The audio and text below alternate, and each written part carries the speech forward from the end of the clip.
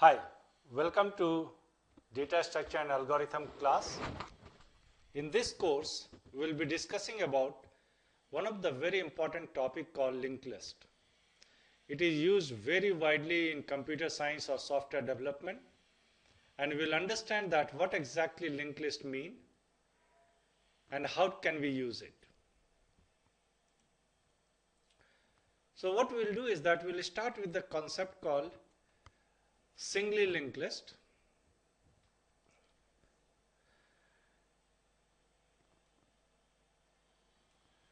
And it is basically a collection of nodes that together form a linear ordering.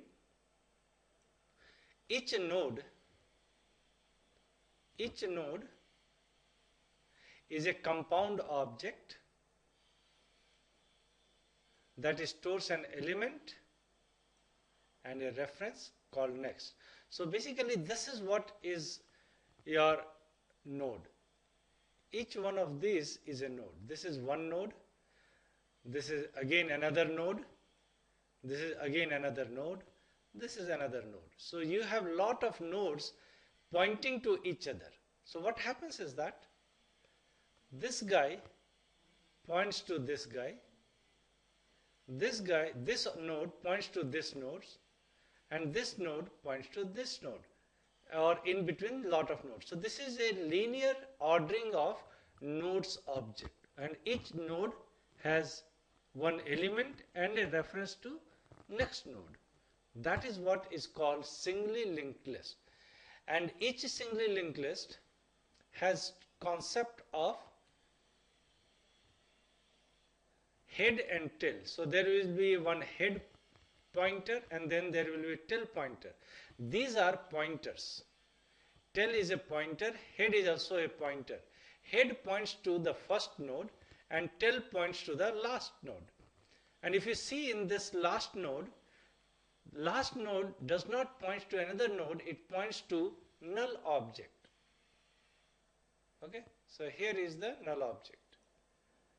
So this is basically a basic concept of singly linked list. It is a collection of nodes which are compound objects that together form a linear ordering.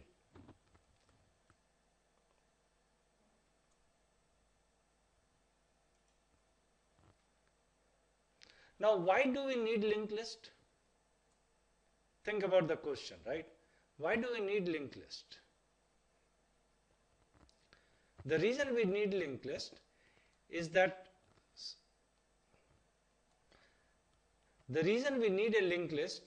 first benefit is that it has no predetermined fixed size. No predetermined fixed size. It means that you don't have to declare like an array. In array there is a fixed size which cannot be increased or decreased once the objects are allocated and array is created. But in linked list you can create a collection of objects which has no predetermined fixed size. What is the second benefit? Second benefit is that it is easy to insert or delete an element. You can insert an element anywhere you want in between without having any problem. And when you insert this between this and this will start pointing to this F, and this F will now point to B. So earlier node A was pointing to node B, B was pointing to C, and it goes up to X. Now I want to insert another node called F between A and B. So how to insert? Very simple. This particular node, this particular reference which is pointing to B now will point to F. And F, which was pointing to null in the beginning, now will point to B. And rest of the things remain as it is. So you can insert at any place, you can delete at any place, and it is very easy to do that in a linked list. So that is the huge two benefit of linked list, which is not there in any other data structure.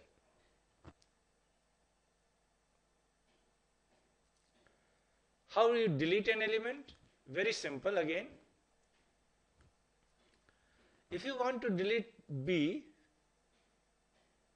what you have to do is that this reference which was pointing this one will now become this one. Now A will point to C instead of A pointing to B. And whatever B was pointing to C, now B will point to some null value. So this B which was pointing to C now will point to some null value. And then the operation is done. So basically if you see that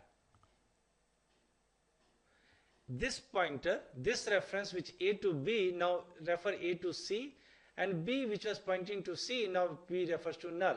Now your new linked list is A, C and other things up to here. Now B is deleted. So very simple, only thing you have to change is that move the reference from one node to another node in the delete.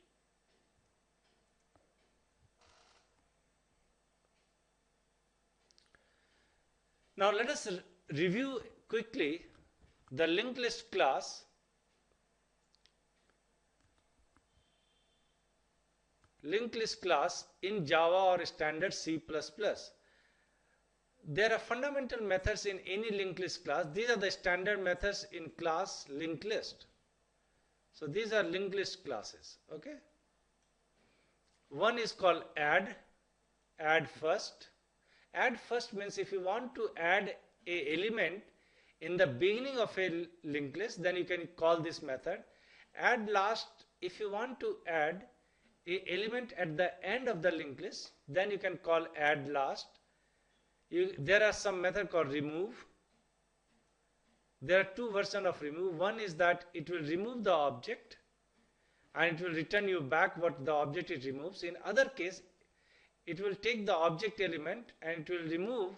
If it has been successful to remove, it will say true. If failed, then it will say false.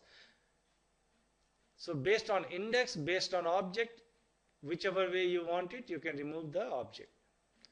There is also a method called remove first, remove last. So these are the various methods in a linked list class if you want to use it. To get an element out of linked list, you can call get and pass the index. You can call get first, get last. These are the methods in a linked list class. If you want to set an element at a particular place, then you can set only the element value, not the whole object, node itself. So in this one, this set and this add, they are two different things. They are different. Okay? So they are not same. Set, what it does is that on the same node object, it will put another element. In this case, it creates a new node element, node object. In this case, it does not create a new node object. At this index, whatever node is there, in that it will put this element.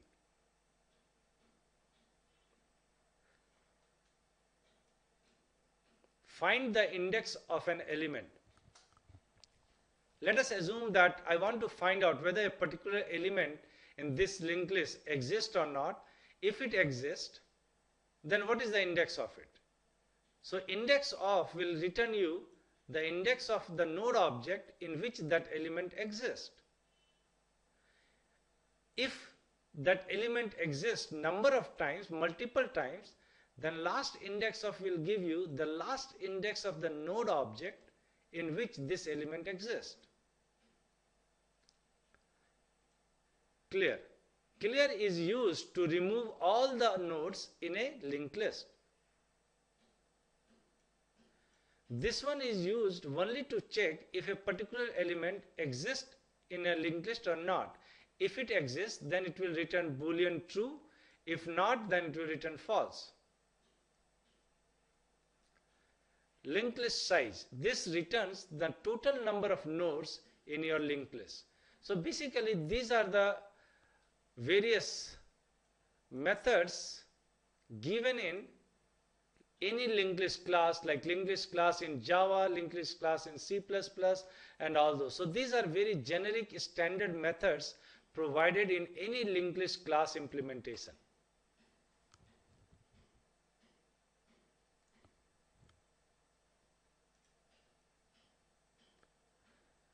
Now let us do and find out how is the algorithmic analysis for various methods in linked list. Now for add, the order is of order n. Method of add is of order n. For add first, it is of order 1. Add last is of order 1. Now if you see, remove is of order n. Remove first is of order 1, remove last is of order n. So what you notice is that in all of these, only this,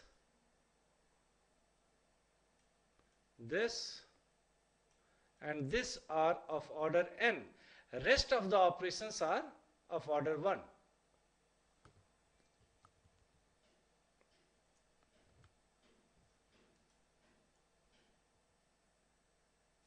Next one we are going to understand is that if I want to create a stack object or stack class using linked list, then how I will do that.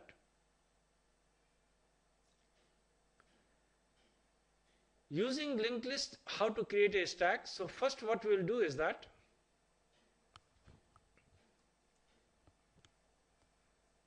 we will declare a method called linked stacked, and then we will declare two objects, two variables. One is node, other is linked stack. So this is linked stack constructor. So this is a constructor, this is a variable you will declare, and this is the constructor. This is a constructor. And first we will declare two methods. One is called push and other is called pop. So let us have one method called push and other is called pop. Now in this push, what we will do is that we will just say new node, pass the element variable, and this top. What is this top? Top is null in the beginning. So when top is null, it will take null.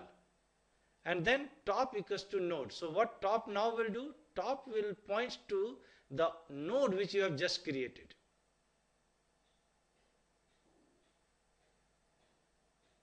For pop, if top equals to null, return null. Object return object equals to top dot element. Top equals to top dot next, and return equals to return object. So think about this one. So what we will do is that let us understand this push little bit better. What I am doing is that creating this one. So this one is null. So what I will do is that I will create one node with some element E1, and this points to top. Top is null.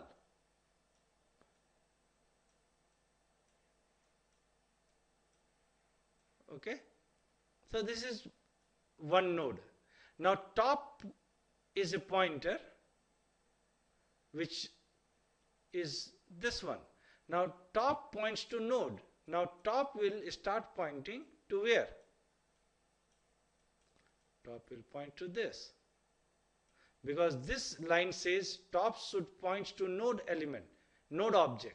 So this is the node object. So top will now point to this one, and this points to null. Now again let us assume I want to put another object. Next time again push.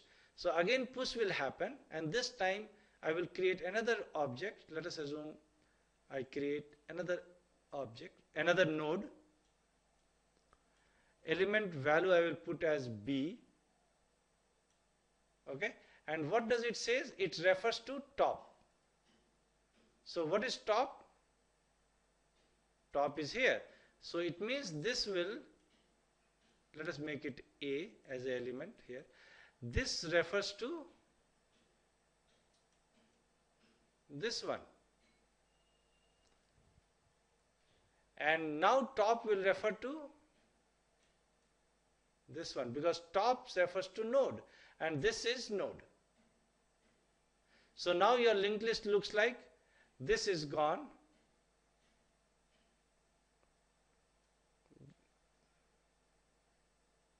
Okay. Now your linked list looks like top pointing to B, B pointing to A. Okay. Now if you have another node, if you want to add another node, so in the stack, if you see that A is on the bottom, then on top of that B is there and top points to the B. Now on top of that C will be there and C top will point to C, and that is the way you will create a stack. Now in terms of that was about push. So when you push A, then you push B, then you push C, and when you push C, top will point to C and B will point to C. C will point to B. Okay? So that is the way the push works and the pop works. Now think about pop. If top equals to null, then return null. But when will be top null? Top will be null only when there is no element. Because if there is even one element, top will point to that element. If there are two elements, top will point to second element. If there are three object node, then top will point to third object. So top equals to null means there is no node or no object, node object in the linked list or the stack. So it will return null. The next what we do is that we declare a variable return object equals to top element, and we say top dot element. So wherever top is pointing, give me the element of that. So it will give B, and then top equals to top dot next. So now top will point to top dot next. What is top dot next? This is dot next. This is the next. Top points to this. So top dot element is B and top dot next is this. Always remember, when top points to this node, top dot element refers to B and top dot next refers to this. And what is the value this to this? To A. So top will now refer to A like this. And this one will go away.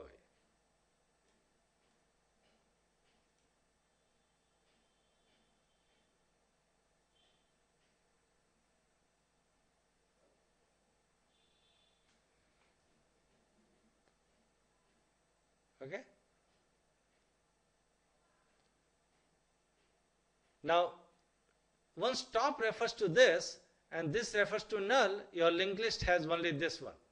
Now, this might be referring to this, but still it is not a part of the linked list, because this top is the place where you will start pointing to, and in this sequence of this, B does not fall in.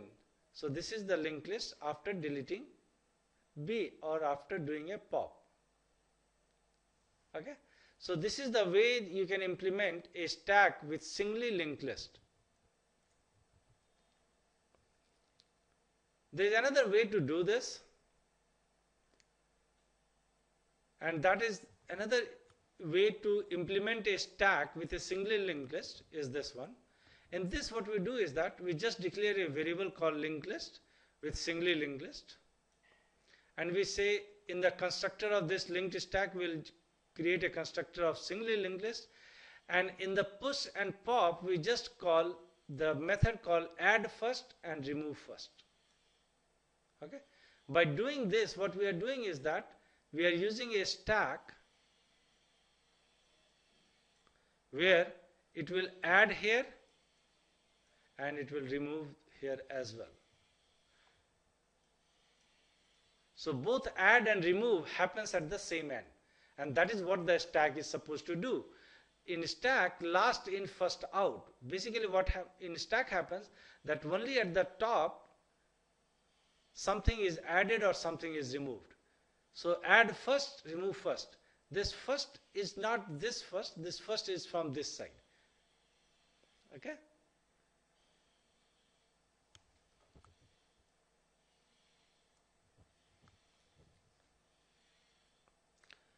Now there is a concept called doubly linked list. What is doubly linked list? A node which stores two references, next and previous. There are two references, next and previous. In the previous case, in this node, A was pointing to B, B was pointing to C, but in this case, even B points to A. So there is a backward reference as well. C also points to B.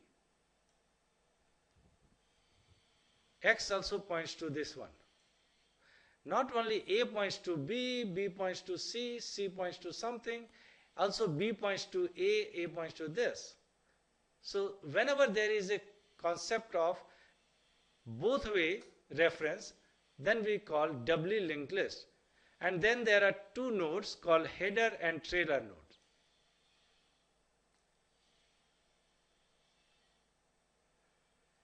Insertion and removal at both ends run in order of time. So whether you want to insert in the beginning or you want to insert at the end, you want to delete at the beginning, you want to delete at the end, both the side deletion and insertion is of order 1.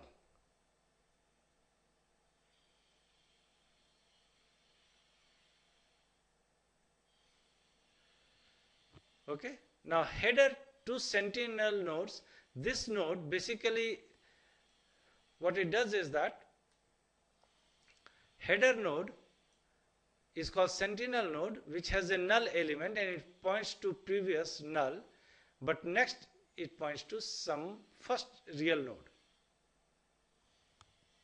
Okay.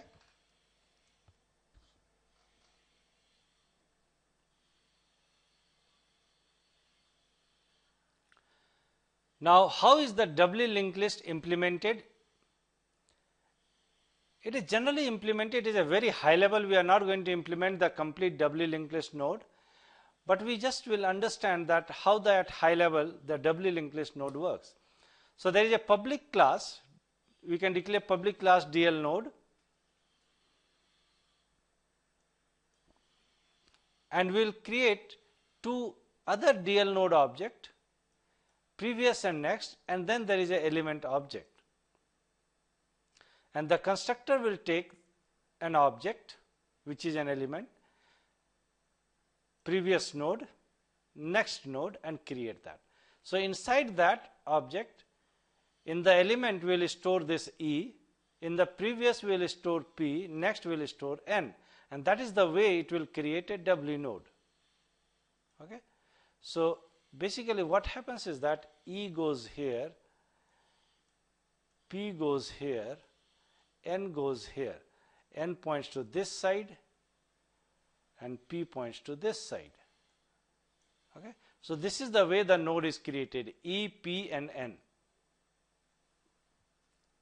Okay. Now next what we will do is that we will see some linked list animation and we will try to understand that how exactly linked list works.